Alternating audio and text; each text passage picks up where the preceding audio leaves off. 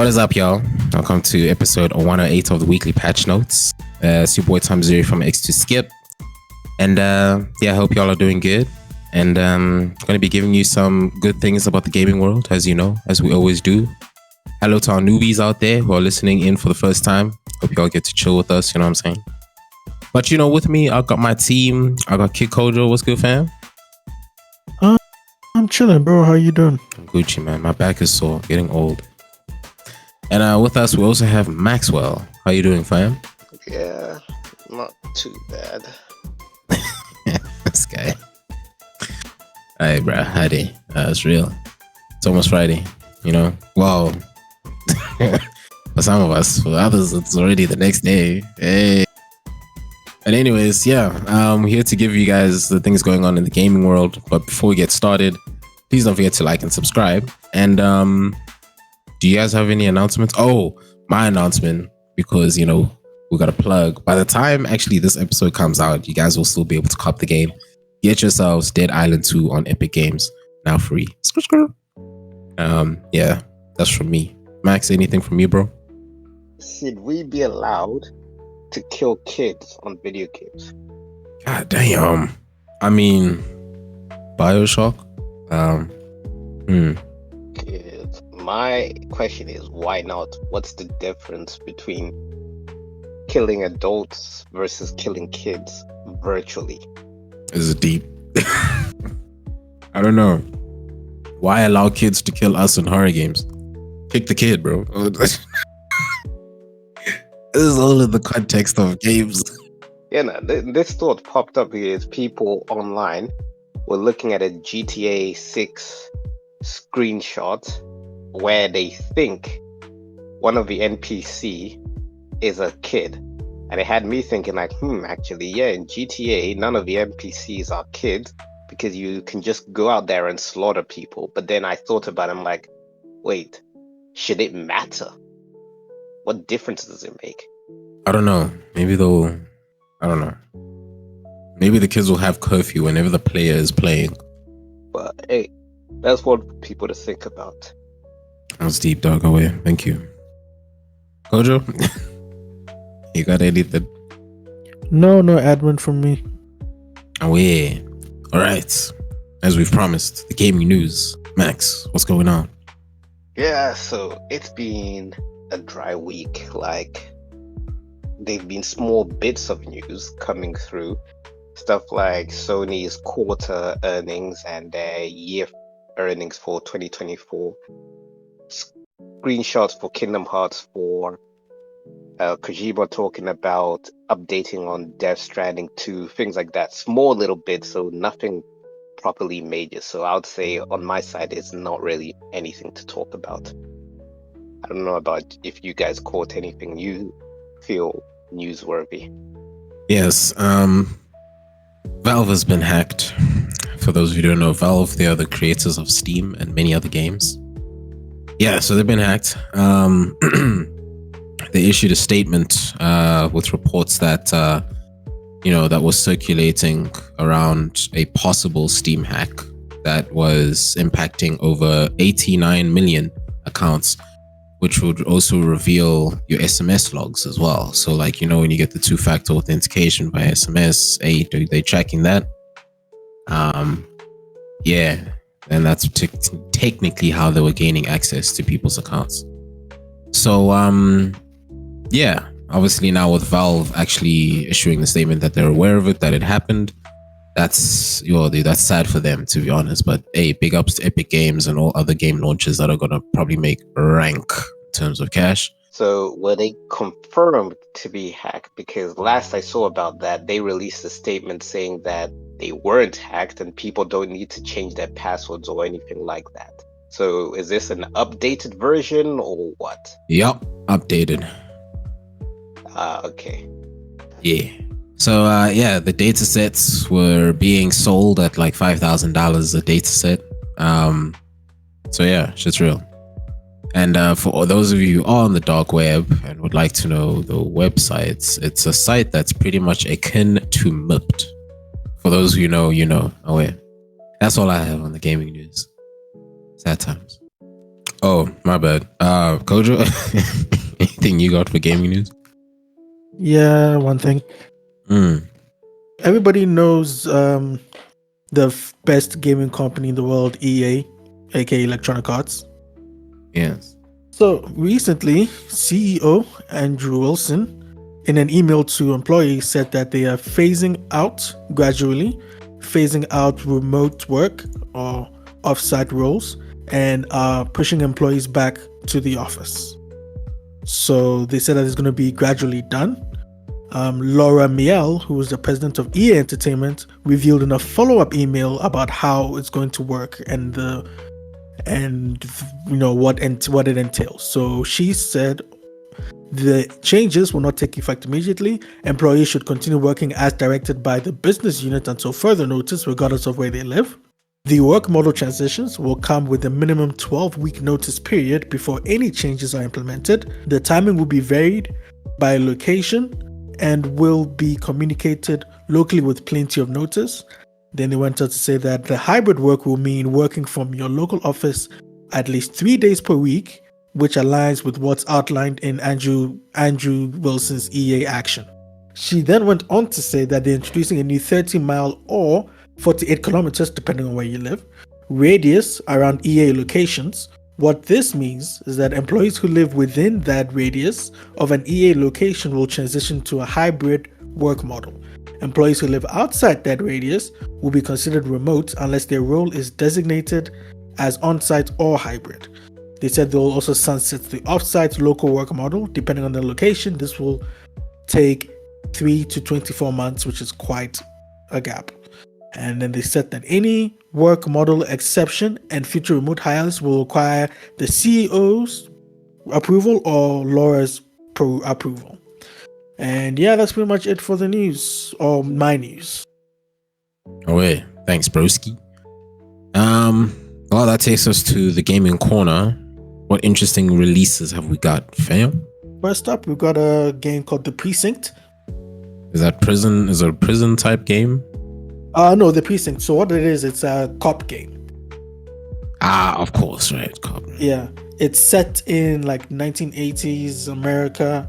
It's a top-down type of game, but it's not real-time strategy. It's sort of like an isometric Diablo type angle of a game. Okay. Cool. And it's, you have to solve cases and crimes, but you also have to do menial police work whilst you take down the huge crime syndicates. It looks interesting. So yeah, it came out PC, PS5, Xbox Series. Detective open world action game, May 13th, 2025, currently sitting at a 65 on Metacritic. Then we have Death and Request Code Z, PS5, PS4. It's an RPG roguelike, May 13th, 2025. This is the first English release, 60 on Metacritic. Then we have Yasha, Legends of the Demon Blade, PC, PS5, PS4, Xbox Series, Nintendo Switch, action RPG. May 15th, 2025, currently sitting at a 64 on Metacritic. Then we have Shovel Knight Dig, PS5, Xbox Series, Xbox One, platformer, May 15th, 2025 for the new platforms. Currently sitting at an 81 on Metacritic. Then we have one of the big ones of the year. I'm talking about Doom: The Dark Ages, PC, PS5, Xbox Series. It's an FPS game. It's the third iteration of the new Doom reboot series. It was released on May 15th, 2025. Currently sitting at a what on Metacritic, Maxwell? I don't know, 85. Okay, 85. And Tommy? 79. 79. Okay. Maxwell, I'm assuming you knew the score already because it is sitting at an 85. Then we have American Arcadia. It is a platform puzzle game. It is now coming to consoles. It was released on PC, I believe, last year or the year before. So it's released on consoles, PS5, PS4, Xbox Series, Xbox One, Nintendo Switch, platform puzzle game. Currently sitting at a 77 on Metacritic. Then we have, finally, Capcom Fighting Collection 2. It's the compilation fighting game of Capcom fighting games, PC, PS4, Xbox One, Nintendo Switch. Currently sitting at an 82 on Metacritic. And that is it for the release of the week, but I have one thing for the gaming corner. So, some episodes ago, I reported that there were rumors of well, not rumors, but this one person on Reddit had an inside source saying that NetherRealm, or Warner Bros, I should say, have cancelled the upcoming Combat Pack 3 for Mortal Kombat 1 that would have seen characters like, I think, Jade and Cassie Cage and a bunch of others show up. And that person went on to the post gained a lot of traction, and that person went on to deactivate their Reddit account and disappear. Before they did that, they said they were not disappearing. They said they were leaving because of all the traction it got and the attention it got, and they didn't want that kind of attention. So people were left with like, oh, is this the end of content for Mortal Kombat 1? Well, on the 14th of May 2025, NetherRealm announced and released the Mortal Kombat 1 Definitive Edition of the game, which comes with all the DLCs and the Chaos Reigns and all the DLC characters and the Chaos Reigns expansion pack story. So, for those of you who are, who know about these types of things, when a company releases a definitive edition of a game, or the ultimate edition of a game, or the Game of the Year edition of the game, it means the game is done receiving new content, pretty much. So, yeah, people are not enthused about how quickly they're ceasing development or support of the game. People are looking back at Ed Boon's words, where Ed Boon said they're going to be supporting MK1 for years to come, and that hasn't rang true. So people are obviously getting their pitchforks and torches out, but other people are saying, hey man, this might not be from NetherRealm, because NetherRealm genuinely looked like they wanted to deliver a Combat Pack 3 and more. This is probably a move on Warner Bros' part, because Warner Bros did probably look at the sales of Chaos Reigns and the reception of Chaos Reigns, and they saw that it wasn't what they wanted, and they were like, okay, clearly people don't want any more Mortal Kombat 1 stuff, so let's just end Mortal Kombat 1, move on to either the next Mortal Kombat game or the next NetherRealm game, whatever they're working on. So Mortal Kombat 1 was released in September 2023, and the definitive edition, which means end of content, was 14th of May 2025. So that's what, a year and some change, a year and a few months of support, a year and a half maybe, somewhere there of support.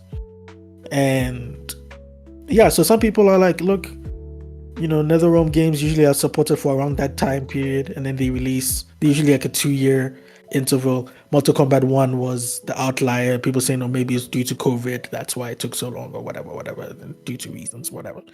So people are saying, this is kind of on brand for them, so it doesn't matter. Other people are like, no, this was supposed to be the game that they were going to support longer than the others. So mixed feelings all around.